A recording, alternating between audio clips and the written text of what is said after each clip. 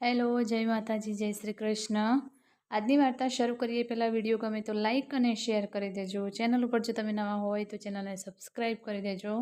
તો ચલો શરૂ કરીએ આજની વાર્તા. સસરો અને વહુ. ઉનાળો પૂરો થઈને ચોમાસું બેસી ચૂક્યું હતું. આ વખતે મોહનચંદ્રની તબિયત ઘણી નાદુરુસ્ત ચાલતી હતી.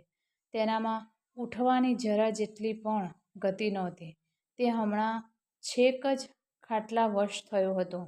શ્રાવણ માસના ઘણા રમણીય દિવસોમાં આપણી નાયિકાનું ઘર શોકાતુર અવસ્થામાં આવી ગયું હતું. મોહનચંદ્રને ઘણો સખત તાવ આવતો હતો, છતાં તેની આવી માંદગીમાં લલિતાબાઈએ લડવા વઢવાનો પોતાનો સ્વભાવ છોડી દીધો નહોતો.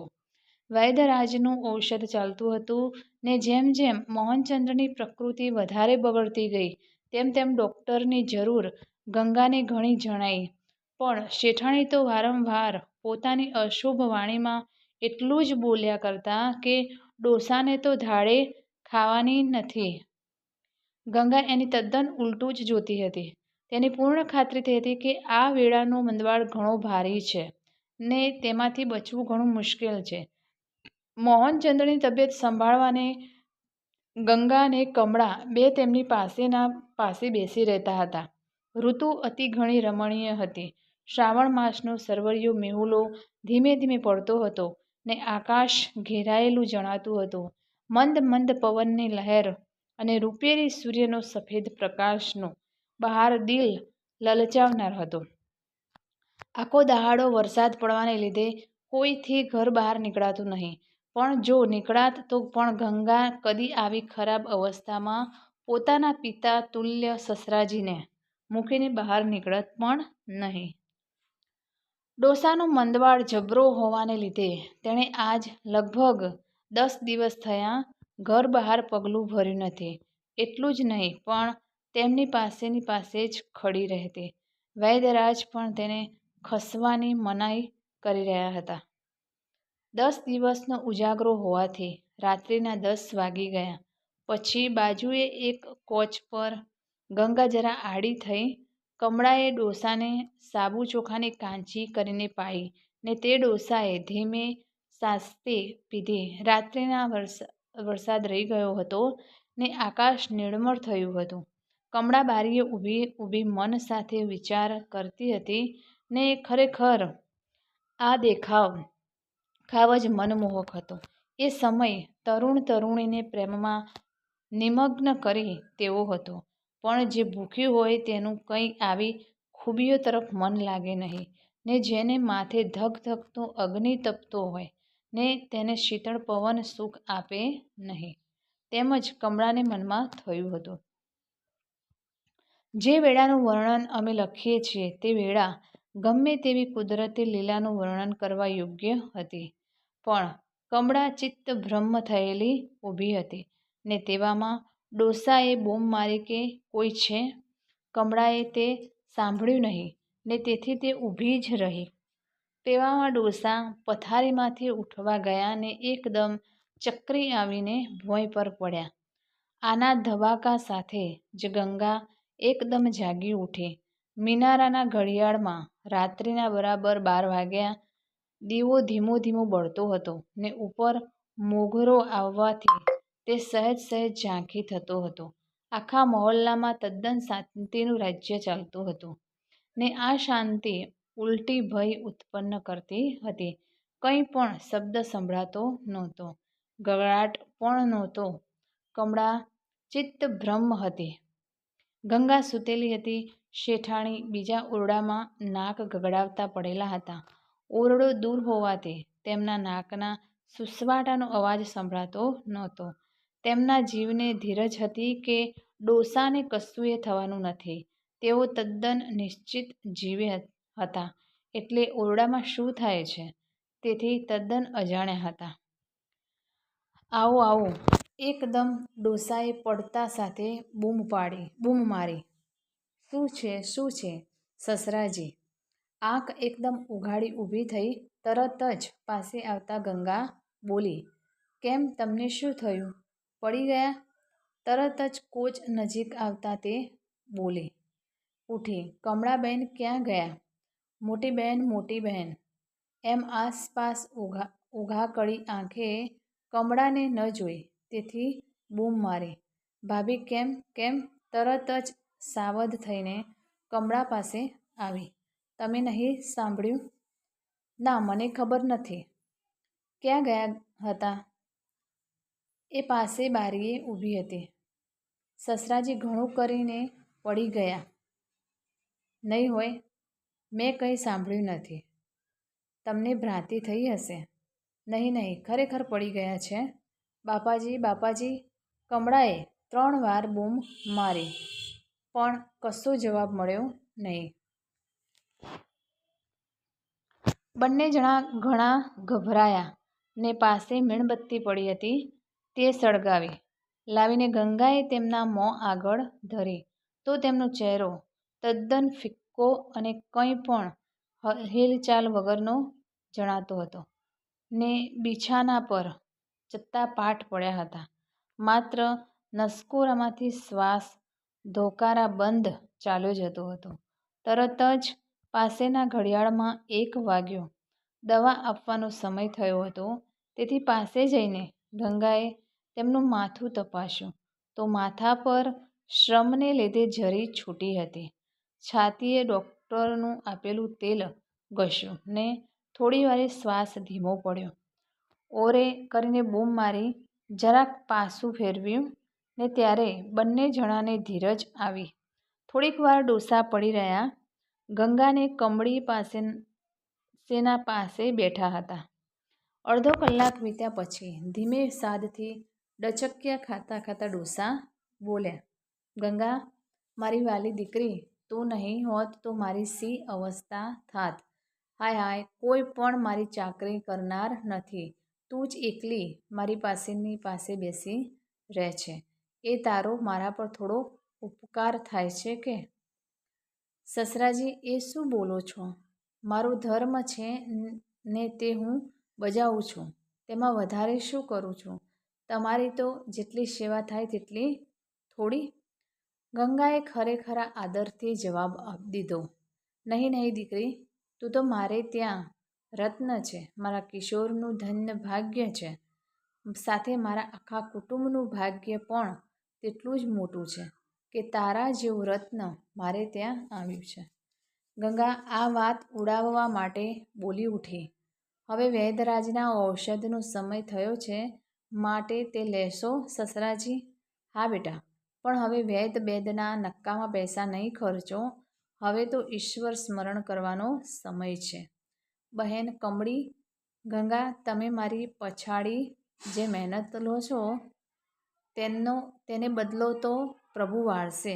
પણ હવે ઔષધની વાત જવા દો. હવે તો અંબા માતાને સંભાળો. આપણા દહાડા તો ભરાઈ ચૂક્યા છે. વૈદ્યરાજ ગમે તેટલી આશા આપે, પણ મને ખાતરી છે કે હવે હું બચવાનો નથી. તૂટક શબ્દમાં ઘણી વેળાએ મોહનચંદ્રે આ પ્રમાણે કહ્યું. સસરાજી, એવા વિચાર તમે મનમાંથી કાઢી નાખો. ના બેટા, હવે તે નીકળવાના નથી. મને સાક્ષાત માતાના દર્શન થાય છે. તે પોતાના અલૌકિક સ્વરૂપમાં મારી પાસે ઊભા છે ને હવે તો હું તેમની સાથે જઈશ. તમે જરાક ઔષધ લો એટલે તમને આરામ પણ થશે ને જરાક કૌવત પણ આવશે. વૈદ્યરાજ કહેતા હતા કે તમારા શરીરમાં અશક્તિ છે, બીજું કશુંય નથી. એ બધું એ ખરું, પણ હવે કૌવત આવવાનું ઔષધ વૈદ્ય પાસે નથી. મને હવે મારી ફિકર નથી, પણ તમારી ફિકર છે.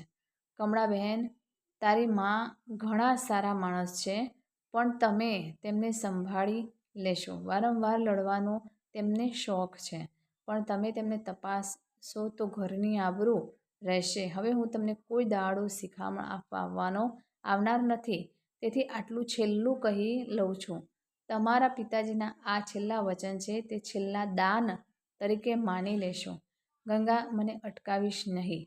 આજે અહીંયા કોઈ નથી, તેથી તમને બંનેને શિખામણ આપવી જરૂરની છે, કેમ કે તમે બંનેને લીધે ઘર ચાલે છે. જો બહેન, યાદ રાખજે કે તારી માં કદી સુધરવાની નથી. તેથી ગમે ત્યારે તેને લડવાનો રસ્તો જડી આવશે. પણ તમારે બંનેએ એકે ઉત્તર તેને દેવો નહીં. ગંગાને તો મારે કંઈ જ કહેવા જોગ નથી. તારામાં શું ઓછું છે કે હું કહું? મારા કિશોરને સંભાળી લેજો. તે ઘણો નમ્ર, કુમળો ને માયાળુ છે. હવે આ ઘડીએ એવા વિચાર કશા કામના નથી, સસરાજી. ગંગાએ તેમને શ્વાસ ઘણો વધતો હતો જોવાથી કહ્યું, તમે ઔષધ લો. ઠીક છે, લાવો. જ્યારે તમારી મરજી છે ત્યારે લઈશ. ગંગાએ ગ્લાસમાં ઔષધ આપ્યું, પણ પીતા પીતા 2/3 ભાગ ઢોળાઈ ગયો ને 1/3 પીવામાં ગયો. પિતાની સાથે થાક ચડવાથી પાછા ડોસા પડ્યા.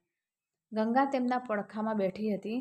તેણે પાસે જઈને બરાબર સુવાડ્યા અને વળી વધારે વાત કરશે એવા ભયથી બંને જણ ત્યાંથી ખસી જવા તૈયાર થયા. ક્યાં જશો? અમે અહીંયા જ છીએ, સસરાજી. ના, મારી પાસે બેસો. હવે તમે જરાક ઊંઘી જાઓ તો ઠીક. હવે ઊંઘ કેવી? તમે નિશ્ચિત જીવે ઊંઘશો તો કશી હરકત નથી.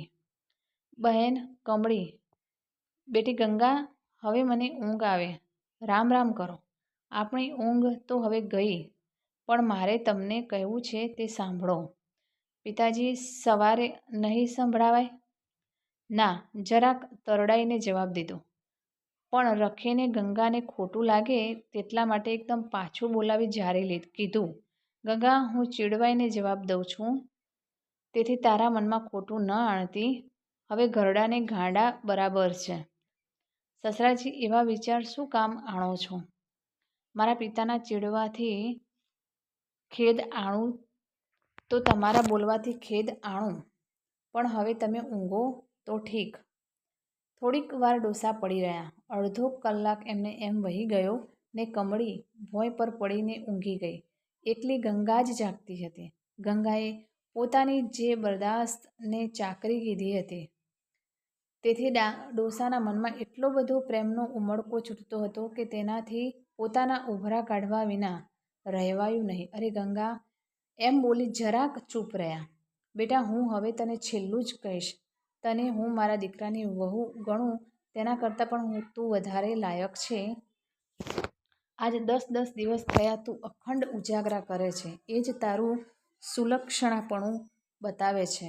મારી દીકરીઓમાં પણ તું વડી છે. મારા કુટુંબમાં પણ તું વડી છે.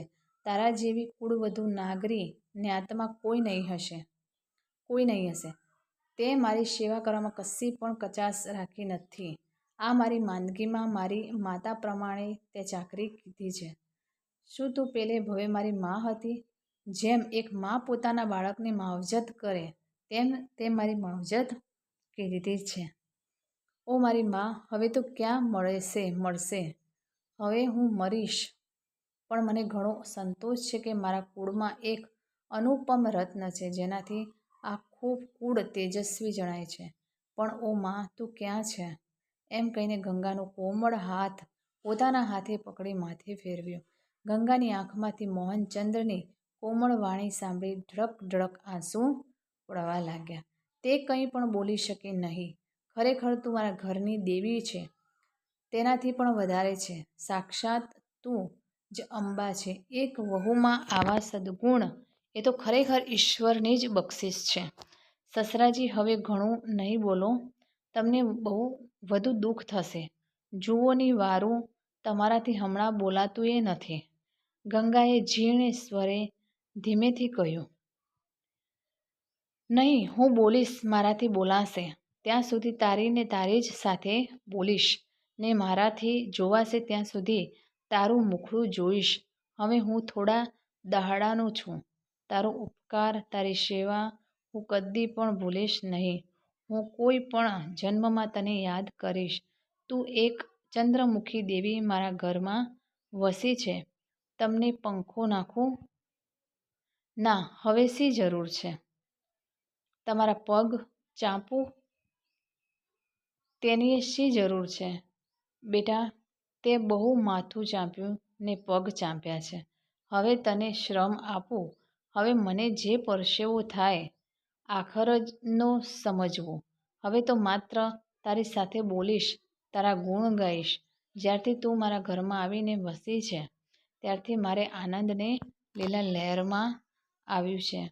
હું તને આશીષ આપું છું, સુખી થજે.